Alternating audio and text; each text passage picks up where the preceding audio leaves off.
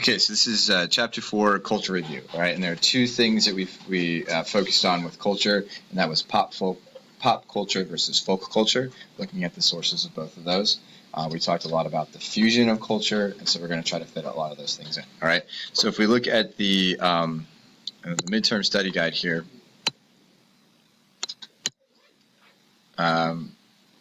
Chapter 4 starts off with what's the difference between pop culture versus folk culture. Okay, and so we'll look at those. So we've got folk culture. Okay, folk culture is very isolated, right? And isolated from the sense of that it is it's old, it has historical roots, and it is not. You will not find the same folk culture everywhere, right? Every place has its own sort of folk culture. Folk culture is also the historical base of popular culture. So when we think about the very oldest parts of our culture and the longest, most strongly held parts of that, they were originally folk culture at one time. Okay, does folk culture change? Yes, but it changes very, very slowly over time.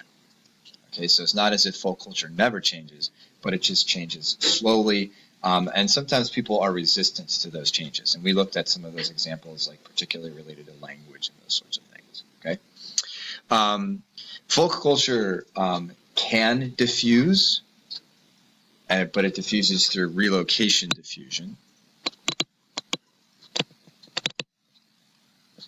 So a little off there, but with relocation diffusion. Okay, so when we look at particularly the Amish, because they're a great example of folk culture that's local to us and we understand, there are Amish in Lancaster, but there are also Amish in Ohio, right? And why is that the case? It's from relocation diffusion. Okay, folk culture doesn't really have access to a lot of the electronic media and a lot of the same tools as popular culture for diffusion. So they kind of lack access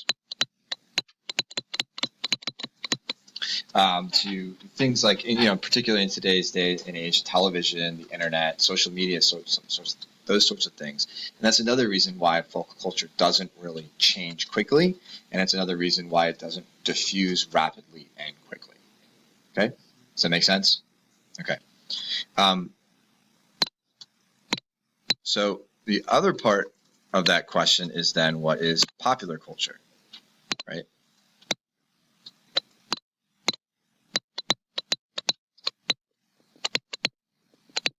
Okay, so pop culture are the newest parts of any culture. It's literally stands for what is popular right now, right? So these are the things that are newly added to a society that become important to our way of life. So where the folk culture are the foundations and the historical parts of the society, the pop culture is the new stuff. All right, pop culture rapidly changes. It changes with what's popular.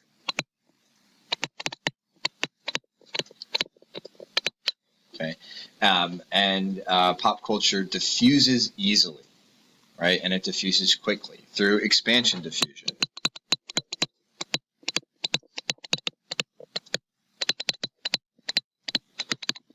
Okay, and that's typically contagious or hierarchical. Okay, great example of pop culture that we used in class to discuss this was fashion, right? How fashion becomes popular.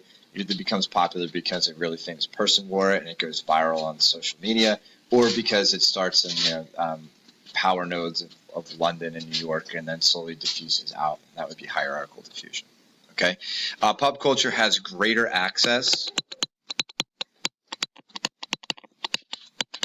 to media, etc., and that's one of the reasons why it diffuses so quickly and so easily. All right, but it is rapidly changing because it changes with what people in an area like at any given time.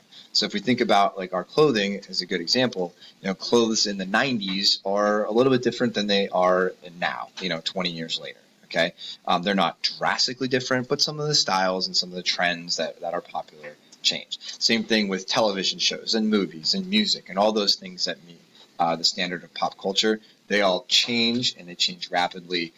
Some of them stick around, right, and become part of the foundations of our culture, but most pop culture is constantly changing. Make sense? Okay, so when we also talk about culture a little bit, I guess we should kind of go back and think about, where are cultures kind of distributed, where are these different kind of cultures distributed, and their distributions vary based on the era. But we think about folk culture typically emerges from, it begins in a cultural hearth, right? And folk culture doesn't really ever move from that hearth. Maybe, slight relocation, but, we look at the beginnings of it, and it doesn't really move. When we look at popular culture, on the other hand, popular culture is distributed all around, right? It's distributed everywhere, and it's constantly being distributed and diffused all over the place. Because of its access to media and other cultures. Okay, so where do we find folk cultures? It's going to vary on the folk culture. Okay, but they're typically located in the hearth of where the old historical culture was developed. Okay, sound good?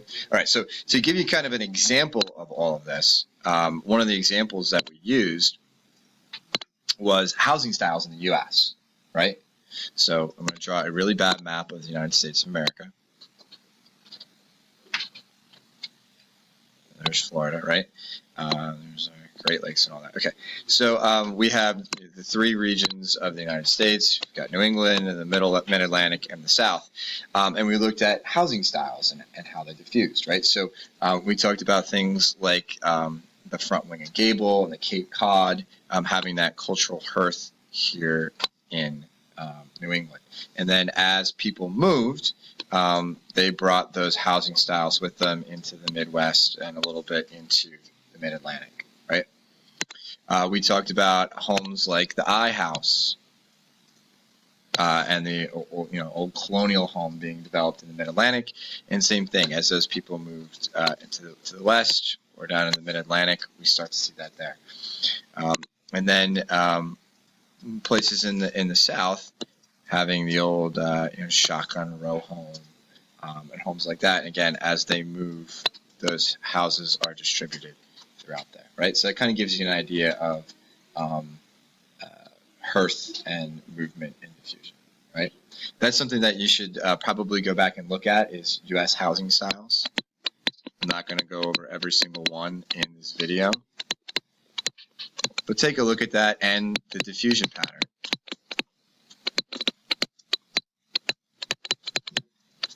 Okay, where that exists. Okay, so we know the basic definition of culture in general, whether it's pop versus folk culture, is a way of life, right? And culture affects how people act and how they think, right? And so we talked about culture in this context of affecting our, of having mentefacts, artifacts, and sociofacts within a group of people, right? Mentefacts, thinking about how should I think, what should I think about a certain situation based on my culture, and that's going to affect me. Artifacts, what are the tools that my culture thinks are acceptable? For us in our culture, cell phones are an artifact, right? Artifact of popular culture, but they're tools that we use. And then sociofacts, how am I supposed to act within a given situation? What is expected of me based on my role within society, as a teacher, as a student, as a parent, as a sibling? How am I supposed to act with those different relationships within society? And our culture affects that particular way of life, okay? These things also, how we think, how we act, and the tools we use, also creates cultural taboos, right? And these are things that you are not supposed to do within a particular culture. So these are things that are not acceptable. People who are constantly I guess you say engaging in taboos, we call those people deviants, right? They are social deviants. They're deviant from the culture. One of the best examples that we used of cultural taboos was food, right? And all the different things related to culture related to food. And different places associate different food or different food taboos. So one of the examples that we used in class of a cultural taboo related to food was meat in India. Right, especially cows in India. We talked about alcohol in a lot of Muslim countries, right? Because the menta fact related to that part of the culture is within Islam, you do not drink. Okay, so a lot of times we can look at culture affecting food, but also identifying them as taboos, ways you're not supposed to act within a particular society. Okay? One last thing related to food too is that we notice that sometimes, a lot of times, popular culture will adapt to the culture which they're moving. And a good example that we used was McDonald's. We created some McDonald's menus, and we looked at these menus to see, how has McDonald's, kind of a pop culture icon, changed their menu or changed their offerings related to the culture that they're in. In Colombia, we looked at there were a lot of hamburgers and coffee on the menu. Versus again in India where there were vegetarian options, there weren't meat options on the menu. Okay, all right. So the last thing that we would talk about then related to culture would be diffusion through electronic media. Okay, and we know, as we stated before, that folk culture really doesn't diffuse through electronic media. But access to electronic media has been one of the biggest reasons why popular culture is able to diffuse, right? And so, we talk about, first of all, originally we have, TV was the biggest electronic media for a while that diffused popular culture. And around the world, people became familiar with American sitcoms and, American music and, MTV, right? Music videos back when they actually used to play music videos. But now our biggest source of electronic media is the internet. Right, and is the computer, and we're all actually, using it right now with YouTube. Okay, and all these different kinds of social media that allow anyone to share elements of their culture at any time. So, we talk about things going viral on social media, right? Well, that's just simply an element of popular culture that a lot of people say, look, this is awesome. A few years ago, the Ice Bucket Challenge went viral, right? Everybody started doing it. That became a very short but prominent part of our popular culture for a few months to raise money for ALS.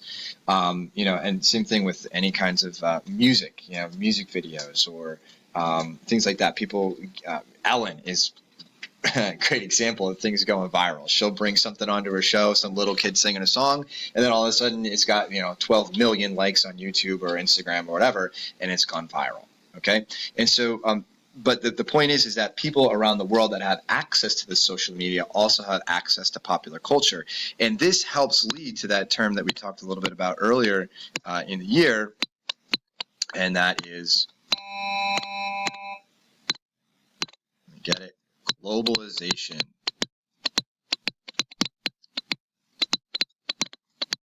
Okay, so access to the social media and electronic media helps create almost this global culture, right? And having a McDonald's in almost every country is a good example of that. But we start to see a uniform popular culture across a variety of landscapes.